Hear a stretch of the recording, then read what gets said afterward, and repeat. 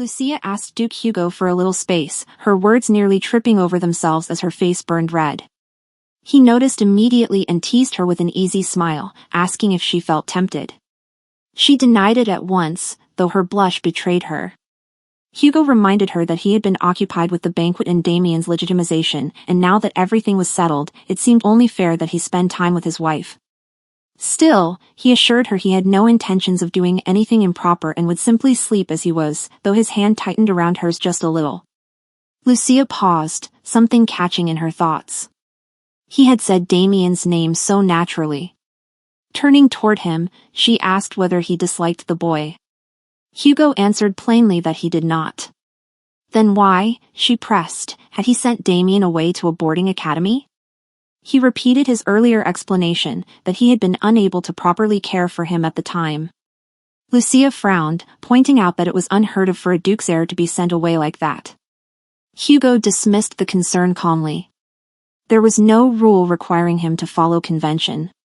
He explained that Exium Academy's reputation was steadily rising. Nobles from across the continent were sending their children there to build connections among elite families. Even if that wasn't fully true yet, in 10 years graduating from Exium would be considered essential for nobility. In the long run, it would benefit Damian. Hearing this, Lucia tensed, then asked quietly if Hugo truly believed that was best for him. He answered without hesitation that he did. Lucia studied his face and realized something she had been slowly noticing all along. Hugo never avoided her questions. Even when he didn't explain every detail, he never lied. That realization sparked another question. She asked why he had never visited Damian after sending him away. Hugo replied that weekly reports detailing Damian's health and progress were delivered to his desk. Knowing the boy was doing well, he saw no reason to interfere. Lucia was quietly amazed. He really did answer everything. He had reasons for his actions, even if she didn't always understand them, and he never dodged her curiosity. As she was lost in thought, Hugo gently brushed her cheek and noted that her eyes were still swollen. She admitted she must have cried too much, hoping the swelling would go down by morning. Leaning into him, she wrapped her arms around his body. Hugo asked who had started it. Lucia looked up, catching the warmth in his smile, then hardened her gaze. She warned him not to do anything reckless. Confused, he asked what she meant, and she cut him off sharply, insisting he not involve himself in whatever had happened at the party. She demanded that he swear not to interfere. Hugo answered indifferently that he would act as he saw fit. That response shook her. She pleaded with him, her eyes filling with tears, leaning closer as if her nearness might sway him. If he acted, the blame would fall on her, no one would dare criticize him directly. After a long pause, Hugo finally relented, turning away with a faint flush and agreeing to leave it alone. Lucia smiled brightly, asking if she could trust his word. He confirmed it, though his smile was strained. Hugo then asked whether she planned to let the matter go entirely. Lucia shook her head. She wasn't foolish enough to do nothing. She would handle it herself and told him not to worry. When he asked if she truly didn't need his help, she answered that she would ask if she did. As she lay comfortably against him, Hugo wondered quietly if there would ever be a day when she truly needed him. Covering her carefully with the blanket, he spoke her name, Vivian.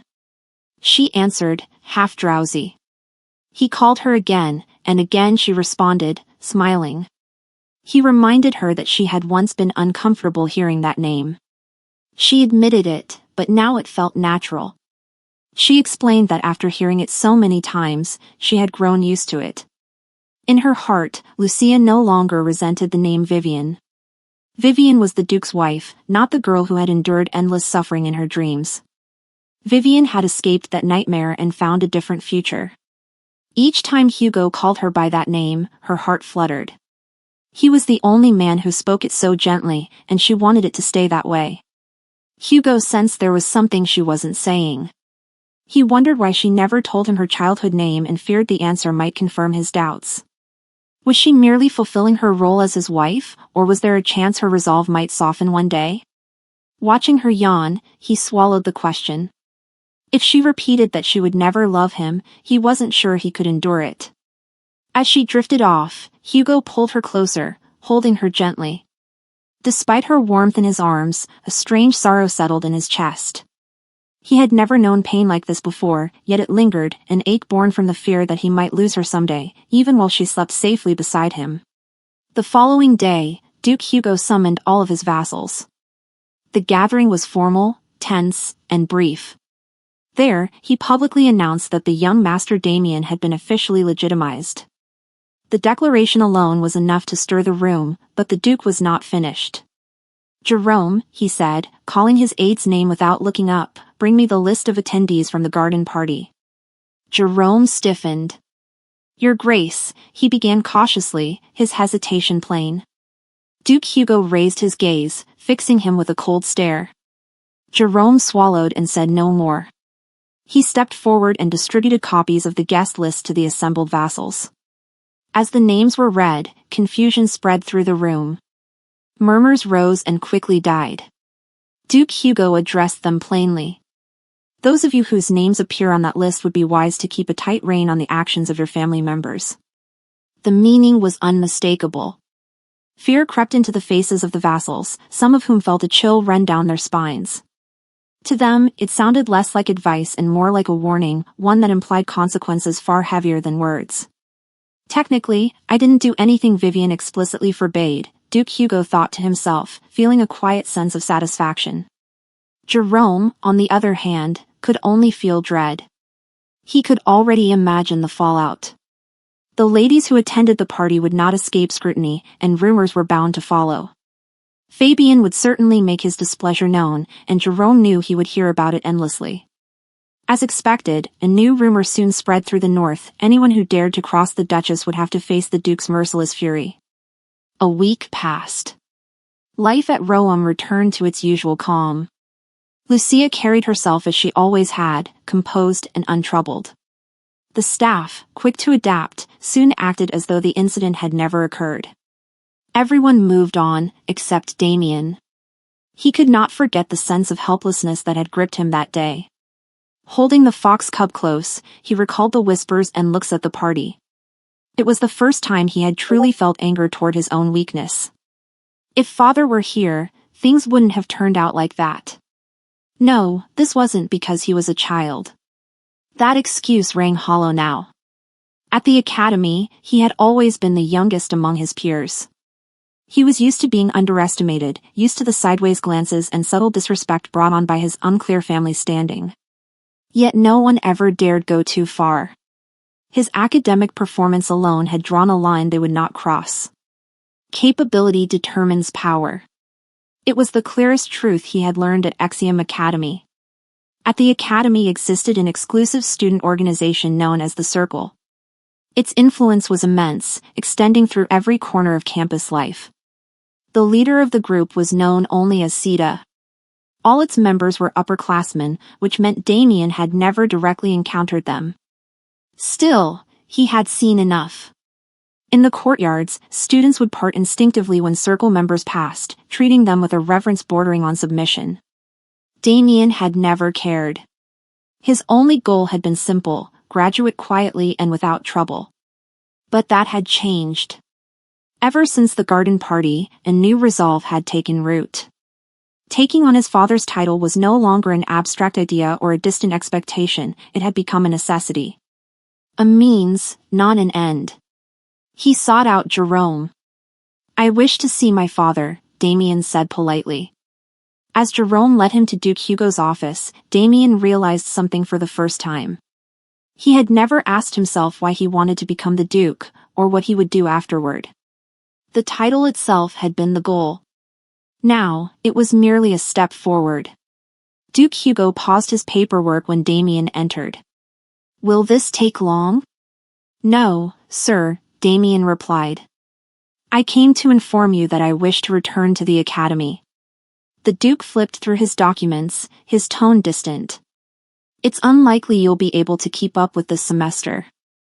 "I'm aware. But if I return now, I can attend the summer session and make up the missing credits."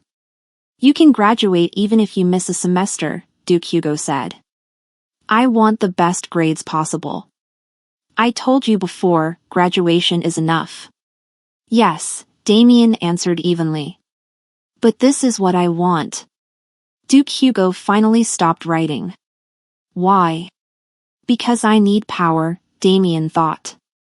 Because there is someone I must protect. I want to grow stronger, Damian said aloud. By elevating my capability. In his mind, Lucia's smile surfaced, quiet, steady, worth standing firm for. And with that, his path forward was set. You want to elevate your capability? Duke Hugo asked, briefly lifting his gaze from the documents spread across his desk. Damian stood straight, saying nothing as the Duke continued. Scholars are not the ones who rule the world. Knowledge alone does not place a crown on one's head. His pen resumed its steady movement. Regardless of how well you perform at the academy, my title will be yours once you graduate. The authority that comes with being a duke is considerable. Damian's eyes lowered to the floor.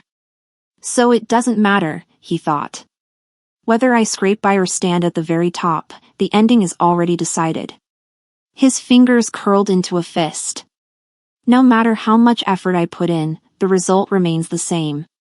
That truth weighed heavily on him. He did not want power handed to him simply because of blood. I want to earn it myself. He respected his father deeply. Duke Hugo was an esteemed knight, a man without equal on the battlefield, the strongest person Damian had ever known. But admiration alone could not bridge the gap between them. I could never live the way father does, he admitted inwardly. Which is why I need a different path. I must build upon my own strengths. And the greatest strength he possessed was the knowledge he had acquired at the academy. The highest authority a student could reach at Exium Academy, one earned, not inherited. I wish to become the Sita, Damian said, finally lifting his eyes. The scratching of the Duke's pen stopped. He looked up at his son. The Sita is, Damian began, trying to explain himself. I know, Duke Hugo interrupted calmly. During the war, the influence of the Sita had grown rapidly, and even after peace was restored, that authority continued to expand. By the time Damian graduated, it would be a position impossible to ignore. In truth, being the Sita carried more practical power than ruling some insignificant border nation.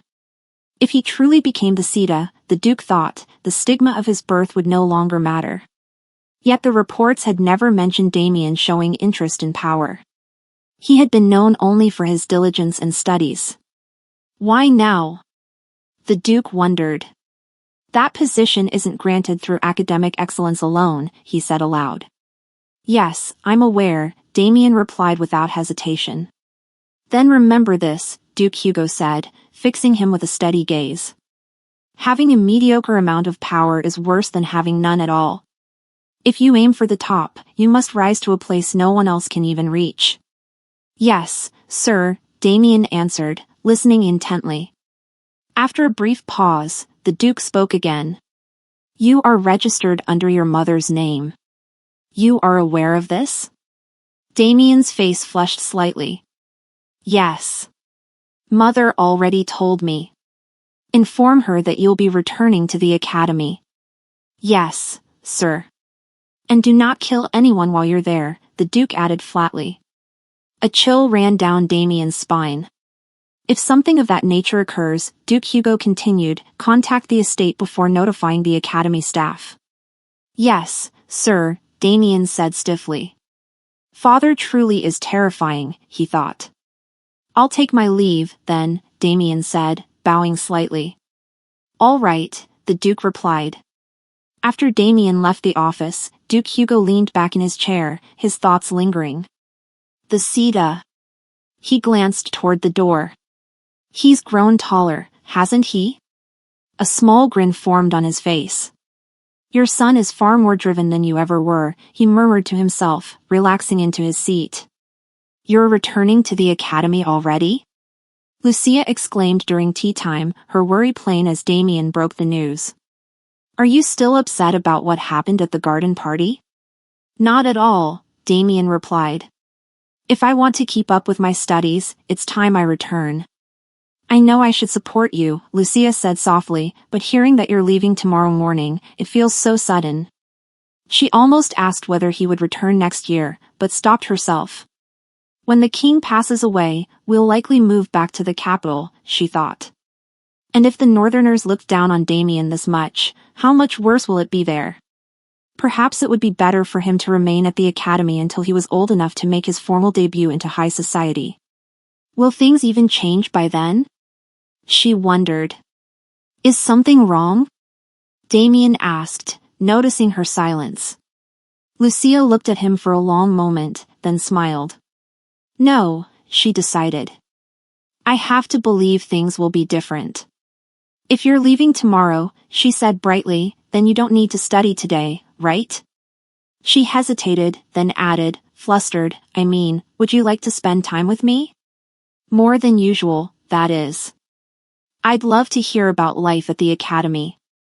I'd like that, Damian replied, his face warming. As he spoke about his classes and daily life, Lucia listened quietly, watching him with gentle eyes.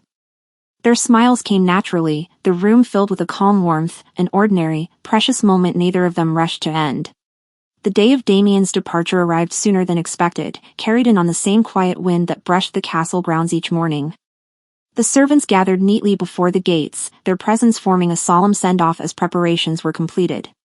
The carriage stood ready, its wheels still, as if waiting for Damian to steal himself. Take good care of your health and study diligently, Lucia said, her voice gentle but firm, the kind shaped by habit and worry alike. Yes, I will, Damian replied without hesitation. And don't skip your meals, she added, leaning forward slightly. Be careful not to fall ill.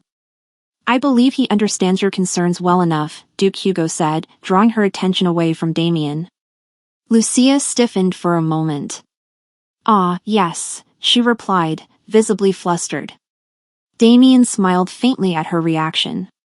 She paused, thinking, as though searching her mind for anything she might have forgotten. Let's see, what else is there? Your Grace, Jerome called out, approaching with a covered basket held carefully in both hands. Oh, thank you, Lucia said, accepting it. She turned back to Damian and lifted the cover just enough to reveal its contents. Damian, I think Asha already considers you his owner, so you should take him with you. I thought you were raising him to participate in the fox hunts, Damian said, clearly caught off guard. I was, Lucia replied with a small smile, but watching is enjoyable enough too. I'm not sure the academy allows pets, Damian said, concern creeping into his voice. There's no need to worry, Lucia said lightly, turning toward Duke Hugo. Your father will take care of it, won't you? Duke Hugo gave a brief nod, his answer firm without needing words. I hope Asha can bring you some comfort while you're away, Lucia said calmly. Damian fell silent for a moment. Thank you, he said at last. I should be going now. He handed the basket to a servant and stepped back. Oh, of course, Lucia said, forcing a smile. Then. I bid you farewell. Damian bowed politely and turned toward the carriage. Wait, Damian, Lucia called. He stopped. She hesitated, hands clasped tightly in front of her. May I hug you once before you leave? Damian studied her expression, then nodded. Yes. Lucia hurried to him and wrapped her arms around him, holding him with a warmth that lingered. It was plain to see, clear even to a child, that the Duke and Duchess shared genuine affection. In that moment, Damian understood that Duke Hugo had not married out of obligation alone. And with that understanding came another truth. From a loving marriage, a legitimate child would one day be born. A rightful heir. Someone who would stand above him by birth alone. My position is fragile, Damian thought. Like a sand castle at the water's edge. There was no world where he could stand above a legitimate heir. And yet, the thought didn't trouble him as much as it once might have. If I can protect this warmth, he told himself, if I can ensure that mother never loses her smile, then that will be enough. My days were brighter because you were here, Lucia said softly. Mine too, Damian replied. I'll write to you, she continued. So please, write back. I will. I'll miss you very much, she said. Damian's eyes widened slightly. I will as well, he replied, his face flushing. I don't think I'll ever forget this moment, he thought. Mother's gentle expression, the cool air of the season, her embrace. This memory, quiet and steady, would remain with him as he continued to grow stronger. Mother, he said as they stepped apart. Though I don't know when we'll meet again, please take care until then. He lifted her hand and pressed a respectful kiss against it. Lucia blushed, tears gathering in her eyes. Damian smiled, warm and unguarded. He released her hand and returned to the carriage. As it began to move, he looked ahead, calm and resolute. If one day a younger sibling is born and becomes the heir, he thought, I will gladly step aside. Because the feelings he carried with him, the warmth, the gratitude, the love, those would never change. And with that quiet certainty, Damian set out for the academy, carrying both his resolve and his memories forward. In her room, Lucia sat quietly on the edge of her bed, her gaze lowered, her hands folded in her lap. The space felt unusually empty. Damian is gone, she thought, and the realization settled deeper than she expected. Her mind drifted back to his voice, to the way he had hesitated before calling her mother. It had been the first time. The words still echoed faintly in her chest. For a while, she wouldn't be able to hear it again. Her expression softened, then slowly stiffened as another thought surfaced. But wait, since when was he that smooth? Lucia's cheeks warmed as she replayed his calm, earnest tone. It unsettled her in a way she hadn't anticipated. Your Grace, your bathwater is ready, a maid announced gently. Lucia didn't respond. She hadn't even noticed the maid's presence. He really is his father's son, she thought, her embarrassment giving way to resolve. No. There's no way I'm letting him grow into a heartbreaker like his father. Her fingers curled into a small fist as if sealing a vow to herself. The maid called out again, louder this time, but Lucia remained lost in her thoughts. At first, she had pitied Damian, convinced that his circumstances had forced him to mature too quickly. Now, she realized she had been mistaken. I suppose I worried for nothing. Damian wasn't prematurely mature because of hardship or neglect. He had simply been born that way. He thought with the clarity and restraint of an adult. In other words, he was gifted. That realization brought no comfort. Lucia was certain that Damian would never be able to enjoy the carefree childhood other children took for granted. His mind was too sharp, too aware. And yet, if there was anyone who had truly been forced to grow up too fast, it was still him, shaped and constrained by his surroundings, regardless of his natural disposition. Her thoughts drifted further back, to a memory she rarely revisited. In her dreams, she sometimes saw another child much like Damian. Count Metten's third son, Bruno. Lucia remembered one of Bruno's tutors, who had worked with him only briefly before resigning, praising the boy as a genius. He must have been about a year older than Damian, she thought, trying to piece together the past. The first time she had met Bruno, he was 12. It had been difficult to believe he was the Count's son at all. He shared none of his father's features, not even his hair color.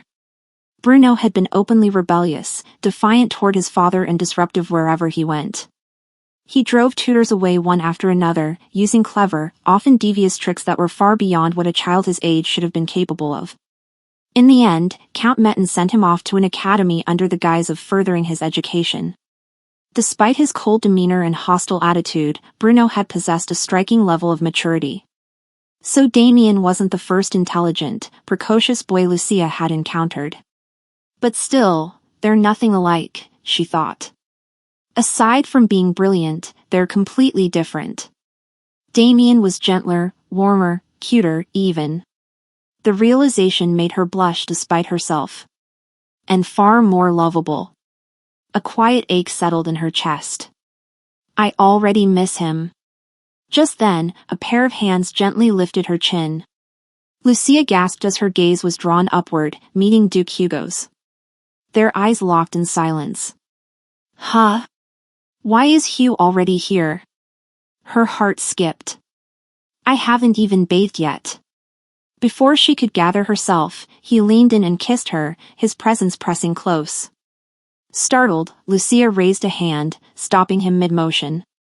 Wait, she said, despite the charged air between them. Why? Duke Hugo asked, his voice low. I haven't even washed yet, she replied firmly. It doesn't matter, he said, leaning in again, only for her to block his mouth with both hands. Yes, it does. So you want to take a bath right now? He asked. Yes, she answered immediately. Duke Hugo paused, his expression shifting into something faintly wounded. Are you doing this on purpose? Doing what on purpose? Lucia asked, genuinely confused. Never mind, he muttered, turning away slightly. She really knows how to drive someone mad, he thought. Without warning, he scooped her up into his arms. Lucia stiffened in shock. Hugh? What are you doing? She asked, alarmed. Stay still, he said calmly. You said you wanted a bath. Yes, but, she began, trying to stop him as he carried her toward the bathroom. He stepped inside without hesitation. Oh my God. Lucia's face burned as she noticed her maids frozen in place, staring in disbelief. Oh dear, the maids exclaimed in unison before hurriedly fleeing the room, their faces just as red. Lucia covered her own face, mortified. Oh my God. I told you to stay still, Duke Hugo said, still holding her securely, as if the situation were entirely ordinary. Thank you for watching this episode of our manhwa recap. We hope you enjoyed diving into the world of this story with us. If you loved the content, don't forget to give this video a thumbs up, subscribe to our channel, and hit that notification bell so you never miss an update. Your support means the world to us and helps us bring you even more amazing manhwa recaps. See you in the next episode.